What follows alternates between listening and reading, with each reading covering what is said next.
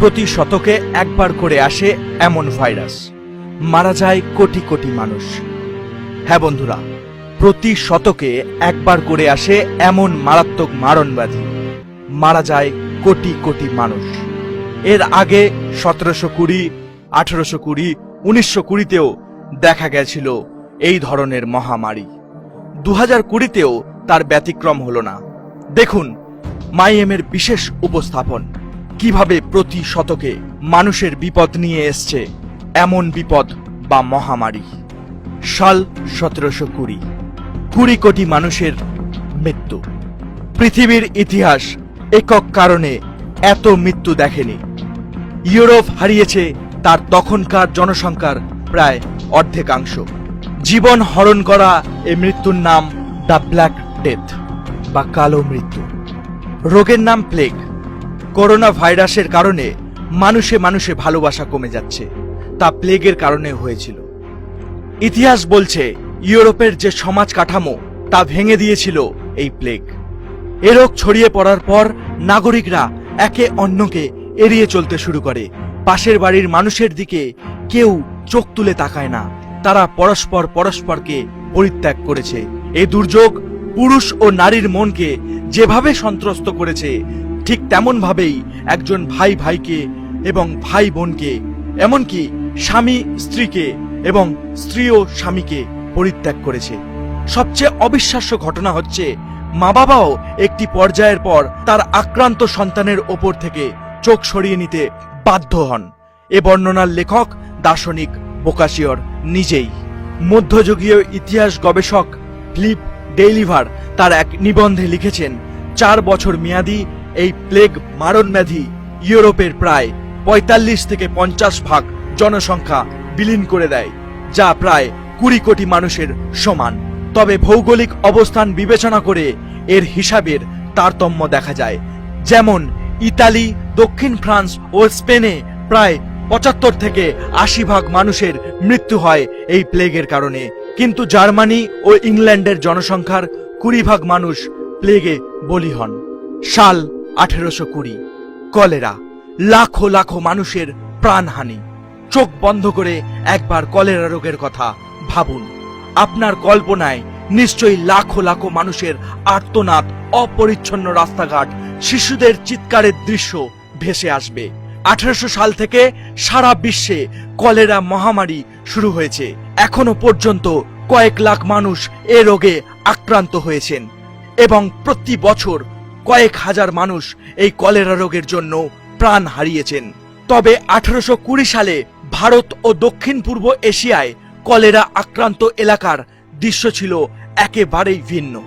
1820 সালে কলেরা আক্রান্ত পূর্ব এশিয়ার দৃশ্য ঠিক কেমন ছিল? এ প্রশ্নের জবাব দিয়েছেন অনেক ইতিহাসবিদ। তাদের মতে সেই সময় অল্প দিনের ব্যবধানে হাজারো হাজারো আক্রান্ত ব্যক্তি মারা যান এবং প্রতিদিন আক্রান্তের সংখ্যা যে হারে বেড়েছে তা রীতিমতো উদ্বেগজনক। হাসপাতাল ছিল একেবারেই কম, যা ছিল তা অল্প সময়ের মধ্যেই ভরে যাচ্ছিল। ব্যাপক উদ্বেগ, উৎকণ্ঠা এবং সর্বত্র ভীতকর পরিস্থিতি। বিভিন্ন পরিসংখ্যায় বলছে কলেরা এতটাই মহামারী ছিল যে চীন, রাশিয়া, ভারত কলেরায় আক্রান্ত হয়ে প্রায় 4 কোটি মানুষের মৃত্যু হয়েছিল। 20 শতকেও কলেরা সবচেয়ে বড় আঘাত হানে। এতে 2 দশকে দেশে প্রায় 8 লাখেরও বেশি মানুষ প্রাণহানি হয়। 2017 সালে ইয়েমেনে এক সপ্তাহে কলেরায় প্রায় অন্তত 115 জনের মৃত্যু হয়।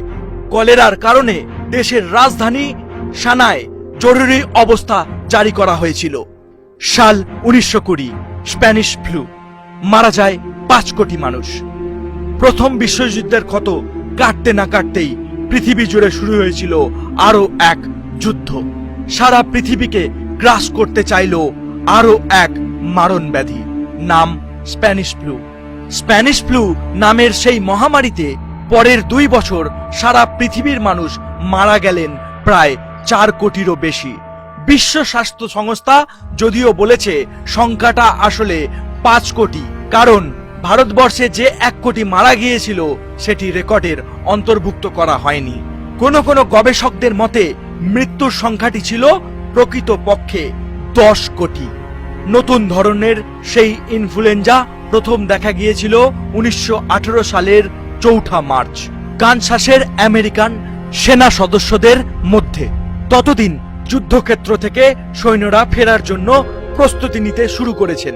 হেমন্তকাল বা আগস্ট মাস আসতেই ঝড়ের গতিতে ছড়াতে শুরু করলো সেই জ্বর। বয়স নির্বিচারে আক্রান্ত হলেও বেশি প্রকোপ যেন দেখা গেল 20 থেকে 40 বছর বয়সী মানুষদের মধ্যে।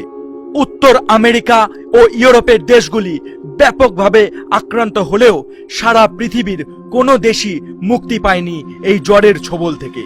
মৃত্যুর সংখ্যা এত বিশাল হয়ে গেছিল যে ট্রলারে লাশ বোঝাই করে শহর থেকে সরাতে হয়েছিল। ফলে বলে রাখা যেতেই পারে যে স্প্যানিশ ফ্লু দ্বিতীয় দফা আসে 1919 সালে বসন্তে।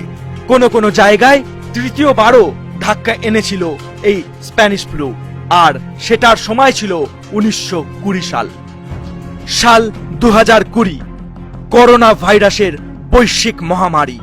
2019 সালের শেষের দিকে চীনের উহান নগরের হুয়ানান সামুদ্রিক খাদ্যের পাইকারি বাজারের দোকানদারদের মধ্যে প্রথম ভাইরাসটির সংক্রমণ ঘটে বলে ধারণা করা হয়।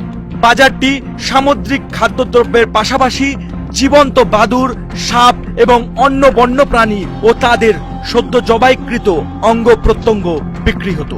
প্রাথমিকভাবে ধারণা করা হয় যে হয়তো কোনো প্রাণীদেহ হতে করোনা ভাইরাসটির বিবর্তন ঘটেছে এবং যা আরও একটি মধ্যবর্তী পোষক প্রাণীর মাধ্যমে মানবদেহে সংক্রমিত হচ্ছে।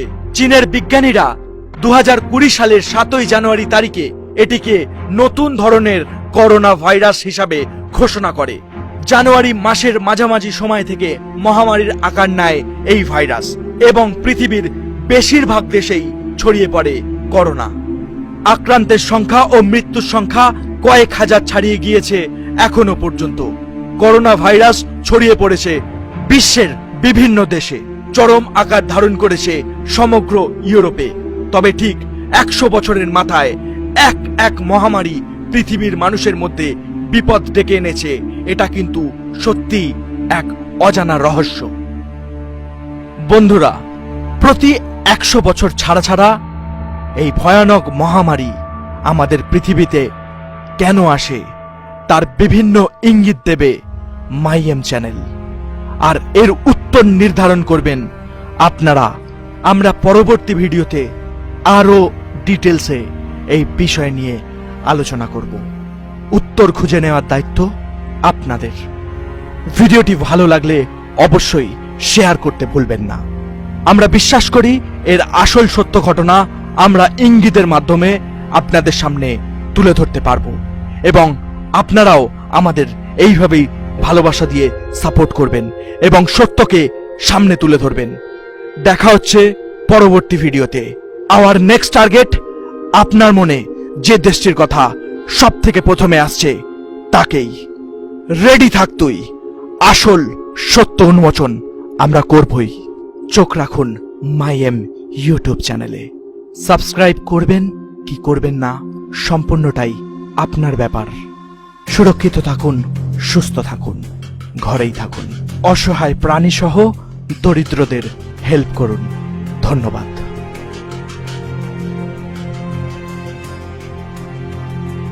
ভিডিওটি দেখার পরে আপনাদের যদি এক মুহূর্তের জন্য মনে হয় যে এই বিষয়টির উপর আওয়াজ ওঠার দরকার, তাহলে অবশ্যই আমাদের ফেসবুক পেজটা ডেসক্রিপশন থেকে চেক করতে ভুলবেন না এবং অবশ্যই ফলো করবেন, কারণ এমন অনেক ভিডিও, এমন অনেক কথা যা আমরা ফেসবুকের মাধ্যমে তুলে ধরতে পারবো।